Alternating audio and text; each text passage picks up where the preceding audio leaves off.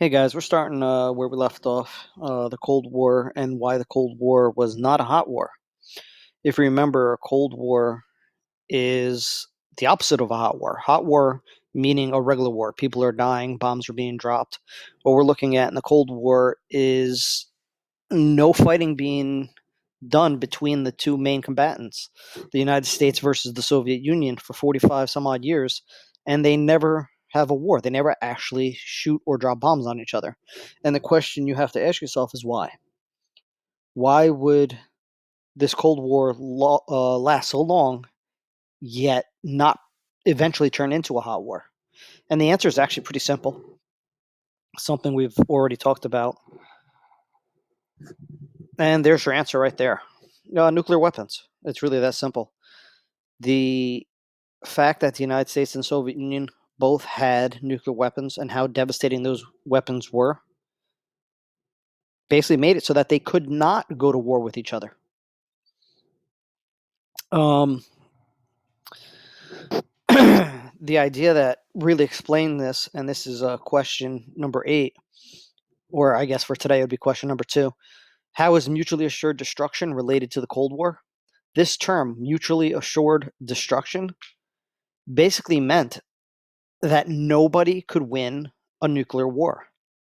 If the United States dropped their nuclear weapons on the Soviet Union, guess what the Soviet Union would then do? They would drop all their nuclear weapons on the United States. Who would win that war? Nobody. Everyone would be dead. Not just everybody in the United States, not just everybody in the Soviet Union. Everybody in the world would be dead. Mutually, meaning everybody. Assured, meaning guaranteed. Destruction, meaning death. Mutually assured destruction. Everybody would die in a nuclear war. Nobody could win. And so I said this all year. If you could play a game, but there was no way you could win the game, would you play it? Common sense says no. Why would you waste your time? That's what we're talking about here. The Cold War was a colossal waste of time, effort, money. It's just ridiculous. Nobody could use these weapons. If either side used their weapons, the other side would use their weapons. Mutually assured destruction would occur. Everyone would die. Game over. Nobody wins. So why play the game? Well, the fact is they do play the game, and they play it for a very long time. So let's look at how the Cold War actually kicks off, okay? This is mutually assured destruction, two people pointing a gun at each other. If one pulls the trigger, the other one pulls the trigger, they're both dead. Whoa, great game. Let's play. United States versus Soviet Union. The United States and the Soviet Union, the USSR, did everything they could during the Cold War to hurt each other, except for actually fight. If any of you guys have seen the Rocky movies, yo, Adrian! Yeah, you should if you haven't. But one of them is about the Soviet Union versus the United States, Rocky being American, and Ivan Drago being the Soviet Union. Well worth the watch. Not like you're doing anything else important right now, so go watch it. During the Cold War, the United States and the Soviet Union start to compete over everything. And we've talked about this in class. I mean, everything. Even chess. It actually became important which of those two countries had the chess champion of the world.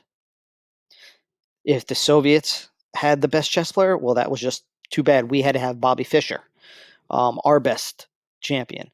They competed in everything from the Olympics to chess, you name it, everything was a competition.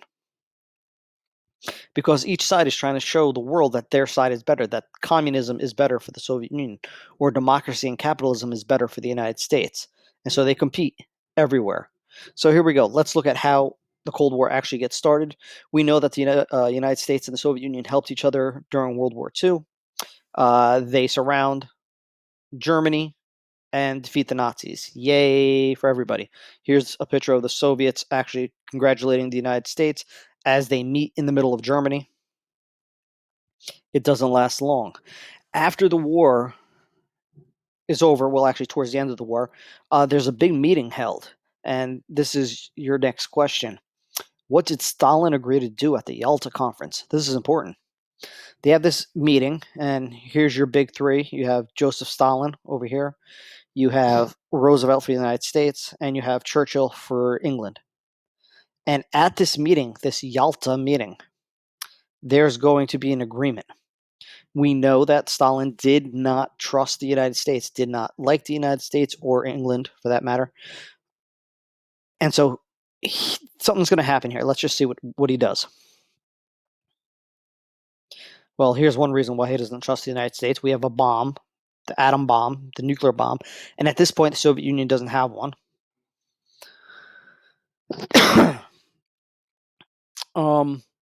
This is what Stalin does.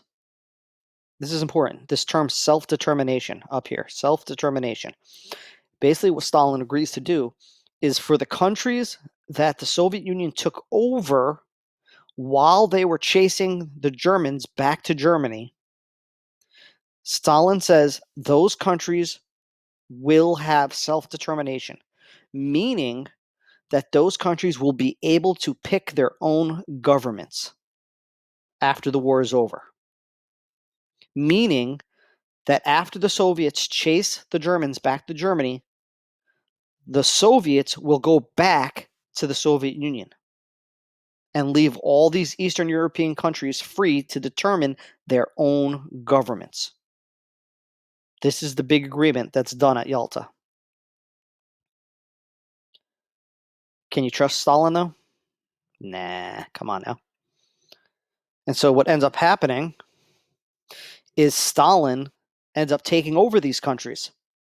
Once they chase the Germans back to Germany, Stalin does not give these countries their freedom, these Eastern European countries. Instead, what he does is he creates what's called a buffer zone between the Soviet Union and Western Europe. Now, we use the word buffer zone, but it's not really a buffer zone. What you need to do is think of these countries right here: Poland, Czechoslovakia, Hungary, Romania, Yugoslavia, Bulgaria, Albania. What these countries become, and what we call it in class, they become what are called bumper countries. Think of the Soviet Union like a car. The Soviet Union was just invaded from Germany. And so what the Soviet Union decides to do is to take these countries over and turn them into a bumper on their car. If the Soviet Union ever has to get into a crash or an accident with Western Europe again, which countries are going to get hit first? Not the Soviet Union. The countries that are going to get hit first are these bumper countries, these buffer countries. That's why he takes these countries. Any invasion towards the Soviet Union will now have to go through these countries first. To be honest, it was pure genius. If I was Stalin, I would have done the same thing. He didn't want to be invaded again. Look how much the Soviet Union suffered in World War II. He'd have to be an idiot to let that happen again, so he doesn't. He takes over these countries, he turns them into a buffer zone. The other term for this, and this is your next question, is what were the Soviet satellites? These were also known as satellite countries. A satellite is something that orbits something else. So the moon is a satellite of the Earth. The Earth is a satellite of the sun. These countries were the satellites of the Soviet Union because they had to do whatever the Soviet Union said, including become communist. So you see the Soviet Union spread communism this way towards Europe. Uh-oh, spaghetti-o. So Stalin makes a promise at the Yalta Conference. He breaks that promise. He makes those countries become communist governments. And let's be honest, nobody wanted to be communist. He takes these countries over. They become satellite bumper countries. This is Stalin putting this communist flag everywhere as he's taking these countries, even though he said they would have their freedom. He's a dirty liar. And so here we are at the end of World War II, and Hitler's dead, but now we have a new bad guy, a new dictator, a new dangerous dictator that the United States is going to grow to hate, and that is Stalin.